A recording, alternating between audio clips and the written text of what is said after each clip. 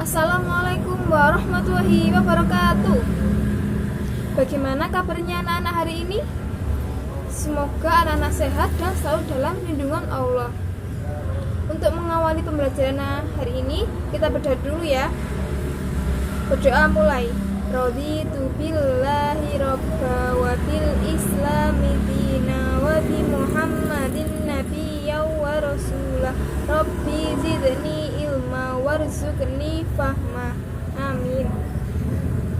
Nah, jangan lupa anak-anak untuk mengisi presensi yang sudah disediakan. Sebelum itu kita icebreaking dulu ya. Kalau bu guru bilang tepuk semangat, ikutin. Tepuk semangat. Semangat. Semangat. Tahu lagi ya. Anak-anak di rumah juga harus mengikuti apa yang bu guru lakukan. Tepuk semangat. Semangat. Materi akan dijelaskan pada video selanjutnya. Silakan anak-anak simak dengan baik. Baiklah anak-anak, hari ini kita akan membahas materi tentang upaya Nabi Muhammad SAW dalam membina masyarakat Madinah. Jadi kalian simak ya. Di sini ibu mau bertanya, kenapa kita harus berterima kasih kepada Rasulullah SAW? Anak-anak ada yang tahu? Oke.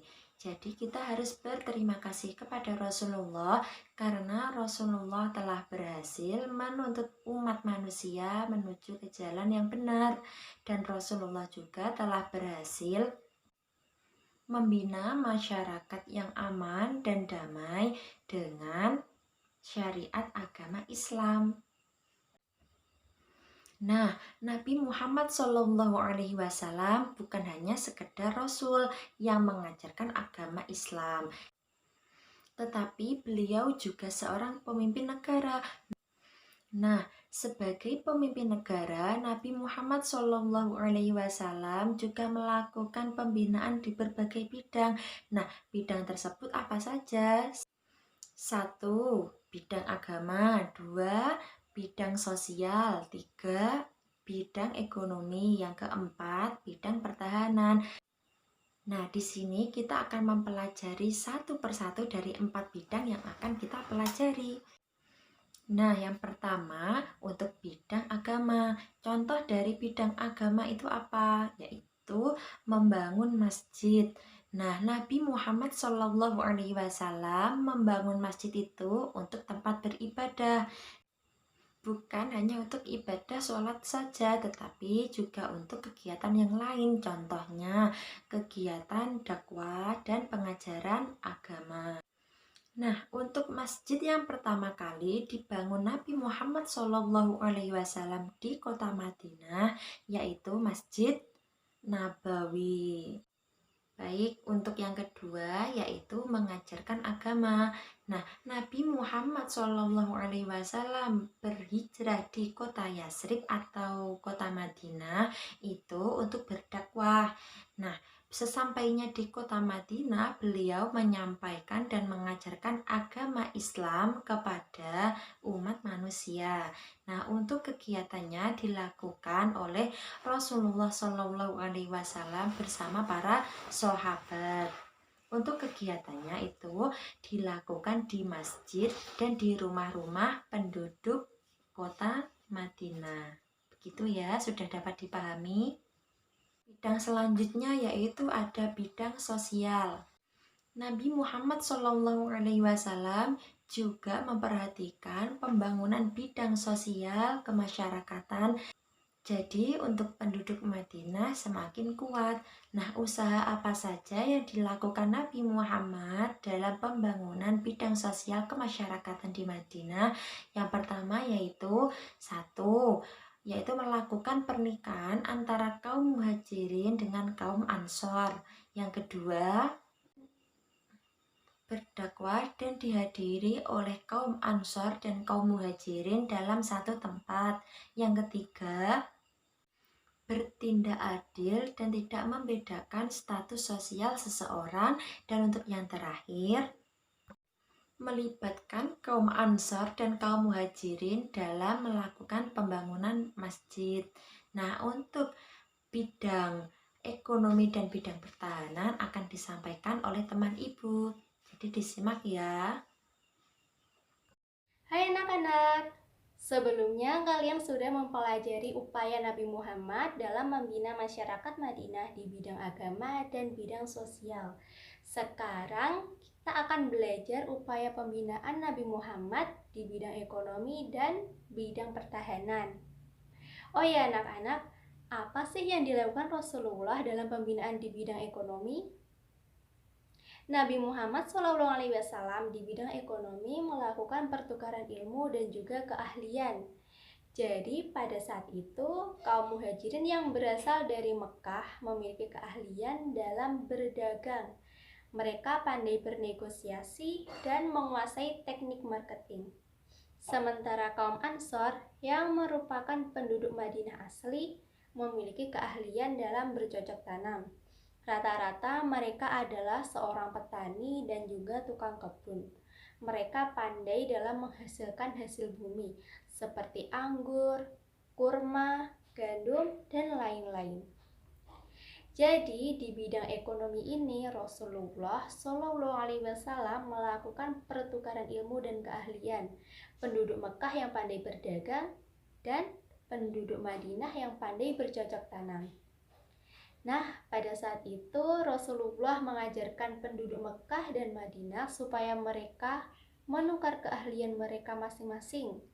Jadi, penduduk Madinah mengajarkan bercocok tanam kepada kaum muhajirin, begitu juga sebaliknya. Kaum muhajirin mengajarkan bagaimana caranya berdagang kepada penduduk Madinah atau kaum Ansor. Sehingga adanya kedua keahlian tadi, mereka bisa bukan hanya memproduksi atau membuat ataupun menghasilkan sesuatu, tetapi mereka bisa berdagang dan mereka juga bisa menjualnya sendiri. Itulah upaya yang dilakukan Rasulullah dalam membina masyarakat Madinah di bidang ekonomi. Nah, sekarang yang terakhir yaitu pembinaan di bidang pertahanan. Untuk menjaga keamanan kota Madinah, Rasulullah membuat perjanjian atau kesepakatan antara kaum muslimin dan kaum Yahudi yang memiliki tujuan yaitu menjaga keamanan kota Madinah. Isi perjanjiannya adalah 1. Memiliki hak bersama untuk menjalankan ajaran agama masing-masing dan saling menghormati. 2. Wajib tolong-menolong untuk melawan siapapun yang ingin mengganggu mereka. 3. Wajib saling menasehati dan berbuat baik demi keuntungan bersama. 4. Wajib menghormati kota Madinah. 5. Jika terjadi perselisihan, harus diserahkan kepada Allah dan Rasul-Nya.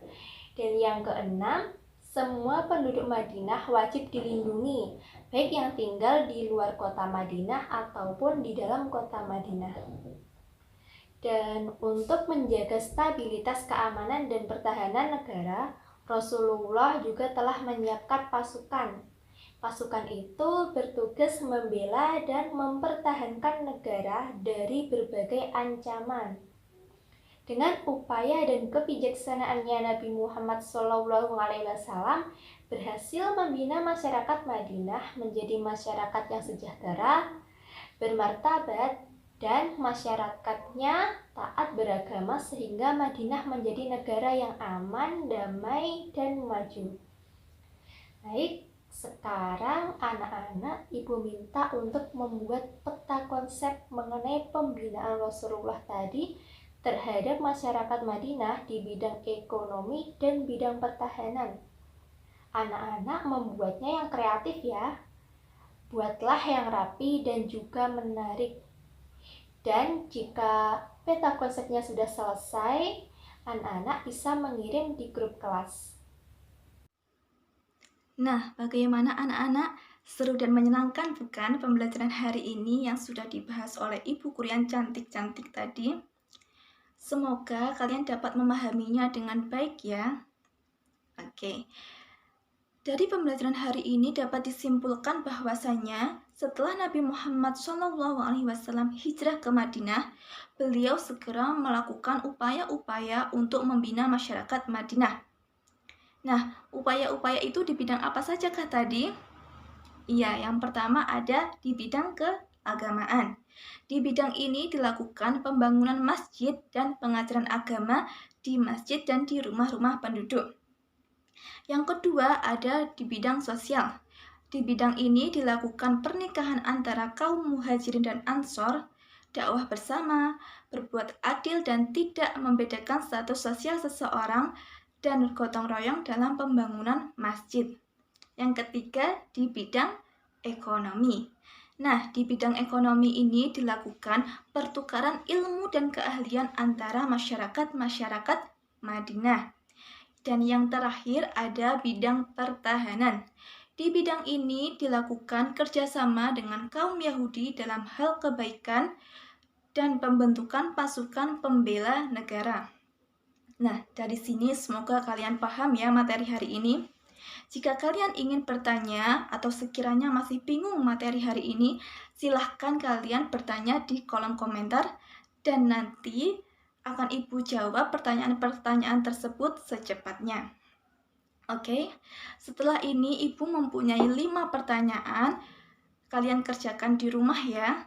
Dikerjakan di buku kerja dan usahakan mengerjakan sendiri atau mandiri. Berikut pertanyaan tersebut. Oke, sudah ditulis semua ya pertanyaan-pertanyaan tadi. Kalau sudah, jangan lupa dikerjakan dan minggu depan kita bahas bersama-sama. Oke, alhamdulillah pembelajaran hari ini sudah selesai dan semoga pembelajaran hari ini dapat bermanfaat untuk kita semua. Amin. Oke, sebelum pembelajaran hari ini Ibu tutup, alangkah baiknya kita membaca hamdalah bersama-sama dulu ya. Alhamdulillahirabbil alamin. Ada kurang lebihnya, Ibu mohon maaf. Wassalamualaikum warahmatullahi wabarakatuh.